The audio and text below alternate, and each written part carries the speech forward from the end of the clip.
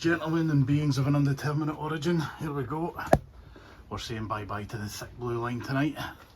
She's going away to pastures new and I just kicked the tripod. Okay, so this bike, waiting on the people coming to pick it up. Not really any mega profit in this. Had a laugh with it. Couple of good runs.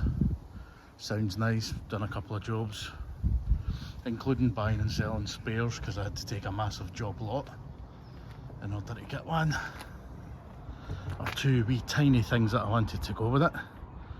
I've sold all the stuff that people seem to want anyway, and this is what's left.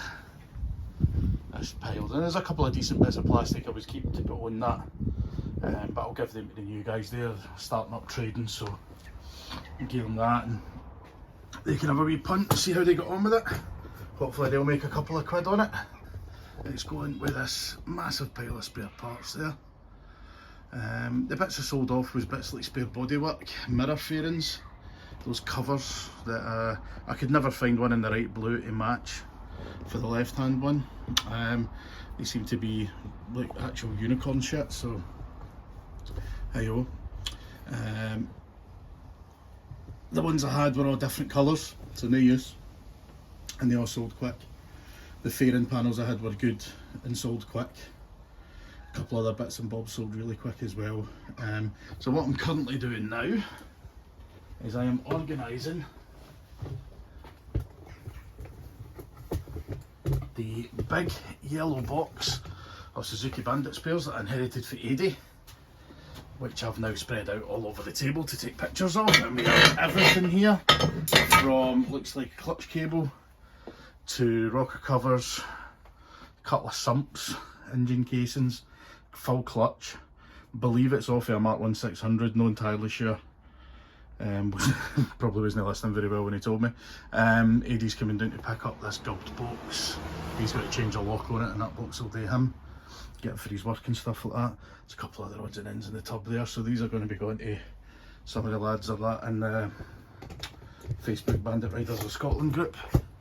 So I'm going to take some pictures of these for them so that people can see if they want them or not, and if nobody wants them I think I might just skip them. I can't see anybody wanting a used clutch on eBay, do you know what I mean? If nobody wants anything, I'll offer the bits up for free to anybody that wants them first for the local club, and then I'll stick them up on eBay and we'll put the money to charity or something like that. I need to get rid of this box as well. A big top box there that I think shuts and locks, but I don't even know if I've got a key for it. It's one of the cheapies, it's not a GV. It's one of the kind of 25 quid eBay specials, that one. Regards what's going on, we have the Zuma. So the little Zuma 125. This is running fine, everything's great, everything works. Start stops goes fine, could maybe do with bleeding the brakes again. Good new tyres on it, full MOT, no advisories, ready to rock, apart from a speedo drive. And I'll go and grab the one that was on it and show you what's wrong. So what's happened here is the speedo drive is absolutely, you cannot turn it with anything. I've had it in a vice and mole grips on, just try to free it up. I've had it soaking and penetrating fluid after I cleaned it, nothing's working. This is knackered because down where the cable goes, instead of the end of the speedo cable looking like that, see if it'll focus, right, so just normal kind of square cable, it looked like that. So it's in a million bits, it's all uncoiled and all coupled. It's absolutely ruined the speedo drive, it's totally gummed up the insides. Currently waiting on a replacement coming, should be here tomorrow. Then we can get the wee Vespa done at school, as we project at school, and then we'll get that one sold for the summer as well, hopefully. And we'll start looking for another one, probably a 125, maybe with gears this time, a proper bike to do in the school with the kids. On the Friday afternoons as a wee kind of after school club thing.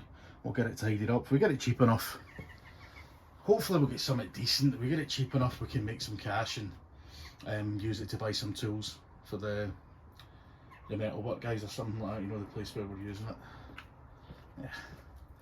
Yeah. And that'll hopefully save the school a couple of quid, I know, means they won't need to buy stuff. Even just like converting there's a MIG welder in there, even if we can just convert the MIG welder from gasless to get them a tin of gas or something like that, you know what I mean, that'd be in as a bonus at that point. I'm taking all the tools and stuff in, all the PPE and all the parts and everything in for it, for this one, and I'll do the same with the next one, and all we do is just take the cost out and use the money to buy another project again, and hopefully keep repeating the cycle. Keeps a couple of kids interested, and it's all about getting the young bloods in. So I'm going to go and take these photos of these spare parts. The BWS, hopefully, the Zuma. Hopefully Speedo drive arrives tomorrow, get it fitted. If it's dry, we'll go for a quick blast with the GoPro on, and we'll have a wee look and see how she's going. Hopefully that should get rid of the engine management light, so the internet tells me, so we all bow down to the knowledge of the internet. Oh, I haven't told you yet, the Pan-European's replacement. It's not here at the moment. I have bought it, I have ridden it, it's awesome. It's stored in a relative's garage just now till the Pan goes away. So next vid I'll show you around the new purchase. And I've gone a bit off the reservation with this one. For me, it's got a fairing, it's quite sporty. Aye. See you next time, bye.